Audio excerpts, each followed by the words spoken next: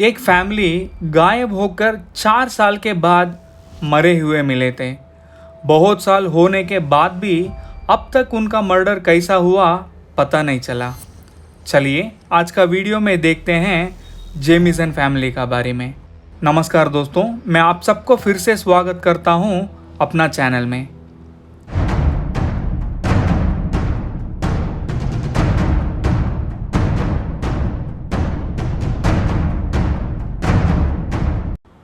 अक्टूबर 2009 Oklahoma United states में Bobby Jameson, उनका wife Sherlin और उनका लड़की मैडिसन तीनों गायब हो गए थे।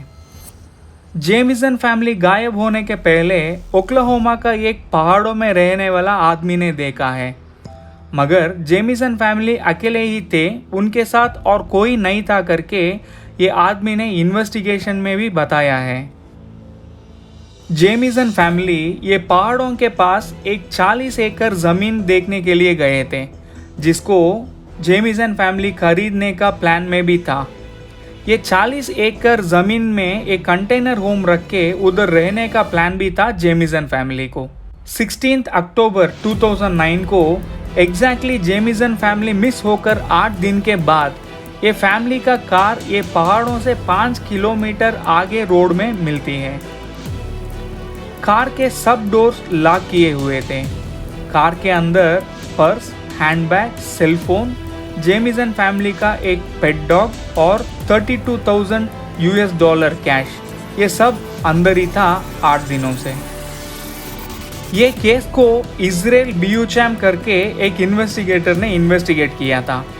पुलिस इन्वेस्टिगेशन रिपोर्ट में ये लिखा हुआ था, ये कार को देखने में ऐसा नहीं लग रहा था कि ये कार को कोई ज़बरदस्ती रुकवाया है करके। नॉर्मली जेमिसन फैमिली ने ये कार को रोड में पार्क करके कार से निकल गए होंगे, ऐसा लग रहा था। जेमिसन फैमिली ये कार को इधर छोड़ने से पहले पास का एक पहाड़ों तक जाकर आए हैं करके कार का जीपीएस के द्वारा पता चला, और वो पहाड़ों में बहुत सारे लोगों का पैरों का निशाने भी मिला। 17 अक्टूबर में 300 से भी ज़्यादा पुलिस इन्वेस्टिगेटर्स एंड वॉलंटियर्स ये पहाड़ों में पहुंचकर जेमिसन फैमिली को ढूंढने लगते हैं, मगर ये फैमिली का बारे में कुछ भी क्लूज और इन्फॉर्मेशन नहीं मिला। जेमिसन फैमिली को ढूंढना बंद करके पुलिस सबको वापस बुला लेती है। करीब 4 साल के बाद 16 नवंबर 2013 को एक हंटर्स गैंग हंटिंग करने के लिए ये पहाड़ों में पहुंचती है, जिसको ज़मीन में एक शॉकिंग चीज़ देखने को मिला। 2 बड़े लोग और एक बच्चे का हड्डियाँ। और ये भी 4 साल पहले जेमिसन फैमिली का कार जहाँ पर खड़ी थी उससे 5 किलोमीटर दूर में ही थी। ये हड्डियाँ के बारे में हंटर्स ने पुलिस को इन्फॉर्मेशन दिए थे। पुलिस एंड इन्वेस्टिगेटर पहुंचकर और भी ढूंढने लगे, जिसमें पुलिस को शूज़, फटा हुआ कपड़े, दांत ये सभी मिलती है, जिसको फॉरेंसिक रिपोर्ट कंफर्म करती है कि ये हड्डियाँ जेमिसन फैमिली का ही है करके। डॉक्टर जोशुआ ये केस का मेडिकल ऑफिसर था, जिसने मेडिकल रिपोर्ट में लिखा हुआ था ये फैमिली कैसे मरे हुए होंगे करके कुछ प्रूफ नहीं है। अगर कोई इनको मारा हुआ होगा तो कम से कम कुछ हड्डियां टूटा होगा या क्रैक हुआ होगा, मगर ये केस में ऐसा कुछ आइडेंटिफिकेशन मार्क भी नहीं मिला। और फाइनल रिपोर्ट में cause of death is suspicious करके लिखा हुआ था। नॉर्मली ये डेथ रिपोर्ट में कॉज ऑफ डेथ लिखना पड़ता है, ये डेथ कैसा हुआ, एक्सीडेंट है या सुसाइड है या कोई मर्डर किया है, ऐसा सब कुछ डिटेल्स होता है मेडिकल फाइनल रिपोर्ट में। मगर cause of death is suspicious करके जो डॉक्टर ने लिखे थे वो उनके लिए भी पहली बार था। बॉबी एंड शेरलिन गायब होने के समय में दोनों को कुछ नौकरी नहीं था। बॉबी को एक बार कार एक्सीडेंट हुआ था, जिसके कारण गवर्नमेंट से डिसेबिलिटी का पैसा मिल रहा था। शेरलिन का माँ को भी मालूम नहीं था कि ये $32,000 जेमिसन फैमिली को आया किधर से। जेमिसन फैमिली का घर के सीसीटीवी फुटेज चेक किए थे पुलिस, जिसमें बॉबी एंड शेरलिन दोनों गायब होने के पहले दिन कार में कुछ बैग्स रखते हुए रिकॉर्ड हुआ था, मगर एक दूसरे से कुछ बात भी नहीं कर रहे थे। बीच बीच में दोनों सडनली 1-2 मिनट के लिए फ्रीज हो जाते थे, जिसको एक ट्रांस स्टेज बोल सकते हैं। मतलब अपना कंट्रोल में हम नहीं होते हैं, हम दूसरे किसी को कंट्रोल में आ जाते हैं। हम जिसके कंट्रोल में हैं खाली उनका ही सुनते हैं और वो जो बोलते हैं वो ही करेंगे, जिसको कहते हैं ट्रांस स्टेज।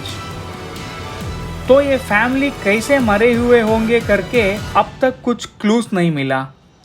ये केस का सस्पेक्ट्स कोई भी नहीं है, मगर ये केस का थोड़ा इन्वेस्टिगेशन थियरीज है, चलिए देखते हैं। थियरी नंबर 1, हाइपोथर्मिया, मतलब बॉडी टेम्परेचर एकदम से लो हो जाना। ये फैमिली पहाड़ों में वो 40 एकड़ ज़मीन देखने जाने के बाद शायद उनका बॉडी टेम्परेचर कम हो गया होगा, इसके वजह से मरे हुए होंगे। Theory number 2, murder suicide scenario, मतलब एक आदमी सुसाइड करने से पहले दूसरे किसी को मर्डर करके और खुद मर जाना, जिसको मर्डर सुसाइड सिनेरियो कहते हैं। पुलिस इन्वेस्टिगेशन में कार के अंदर से शर्लिन बॉबी को लिखा हुआ एक लेटर मिला, जिसमें बॉबी का बारे में बहुत बुरा तरीके से शर्लिन ने लिखी थी। मगर शर्लिन का माँ ये लेटर के बारे में बोलते हैं कि ये शर्लिन ने लिखी नहीं होगी, क्योंकि बॉबी और शर्लिन दोनों बहुत अच्छे कपल्स थे, उनके बीच में कभी भी कुछ छोटा सा झगड़ा भी नहीं हुआ था। तो फिर ये लेटर आया किधर से और लिखा कौन? थियरी नंबर 3, जेमिसन फैमिली गायब होने के 6 महीने का पहले पुलिस प्रोटेक्शन के लिए रिक्वेस्ट किया था बॉबी जेमिसन, इसलिए क्योंकि बॉबी जेमिसन फैमिली को जान से मारने का धमकी दिया था उनका father Bob Jamison. Jamison family को शायद बॉबी जेमिसन का फादर बॉब ने मर्डर किया होगा। Theory number 4, satanic cult, Jamison family को एक सातानिक कल्ट ने मर्डर किए होंगे। सातानिक कल्ट मतलब एक ग्रुप ऑफ पीपल जो शैतान को प्रार्थना करते हैं, जिसको सातानिक कल्ट कहते हैं।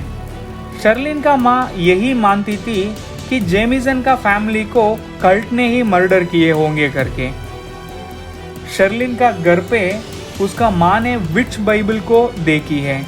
विच बाइबल मतलब ये एक सातानिक बाइबल है, एक तरीके से काला मंत्र से जुड़ा हुआ बाइबल भी बोल सकते हैं। जेमिसन फैमिली का हड्डियां जिधर मिला था वहां पर थोड़ा सालों के पहले ऐसा एक कल्ट ग्रुप का प्रेयर हुआ करके रिपोर्ट भी है। अब तक हम जो देखा वो जस्ट थियरीज है, मगर जेमिसन फैमिली को कौन मर्डर किया करके अब तक पता नहीं चला। अभी भी ये मर्डर के बारे में इन्वेस्टिगेशन चल रहा है, मगर अब तक ये केस अनसॉल्व्ड है। आपको ये 4 थियरी में से कौन जेमिसन फैमिली को मर्डर किया होगा करके लग रहा है? कमेंट करिए। दोस्तों, thanks for watching the video. अगला वीडियो में मिलेंगे।